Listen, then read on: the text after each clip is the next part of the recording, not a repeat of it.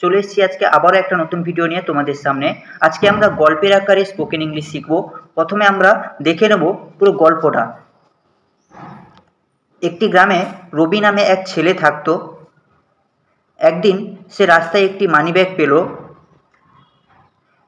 ভেতরে অনেক টাকা ছিল। রবি ভয় পেল, কিন্তু সঙ্গে সঙ্গে ঠিক করলো সে এটা রাখবে না। সে মানিব্যাগটি পুলিশ স্টেশনে জমা দিল। মালিক এসে টাকা ফিরে পেয়ে আনন্দে কাঁদল। সবাই রবিকে ধন্যবাদ দিল। সেই দিন থেকে গ্রামে সবাই তাকে সত্যবাদী রবি বলে ডাকত।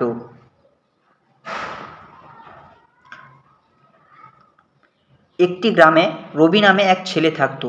ইন এ ভিলেজ, একটি গ্রামে, দেয়ার লিভড, সেখানে বাস করত, এ বয়, একটি বালক, নেমড রবি, যার নাম ছিল রবি। একটি গ্রামে রবি নামে এক ছেলে থাকতো। একটি গ্রামে, ইন এ ভিলেজ, রবি নামে, নেমড রবি, এক ছেলে থাকতো। There lived a boy, in a village, there lived a boy named Rabi. একদিন সে রাস্তায় একটি মানিব্যাগ পেল। One day he found a wallet on the road. একদিন, ওয়ান ডে, সে পেল, হি ফাউন্ড, রাস্তায় একটি মানিব্যাগ, a wallet on the road. One day he found a wallet on the road. একদিন সে রাস্তায় একটি মানিব্যাগ পেল। ভিতরে অনেক টাকা ছিল। দেয়ার ওয়াজ এ লট অফ মানি ইনসাইড। ভেতরে, ইনসাইড, অনেক টাকা ছিল। দেয়ার ওয়াজ এ লট অফ মানি, ভেতরে অনেক টাকা ছিল। দেয়ার ওয়াজ এ লট অফ মানি ইনসাইড। রবি ভয় পেল, কিন্তু সঙ্গে সঙ্গে ঠিক করলো সে এটা রাখবে না। রবি গট স্কেয়ার্ড, অর্থাৎ রবি ভয় পেল, বাট, কিন্তু, হি ডিসাইডেড, সে ঠিক করলো, নট টু কিপ ইট, অর্থাৎ সে তার কাছে এটা রাখবে না। Rabi got scared but he decided not to keep it.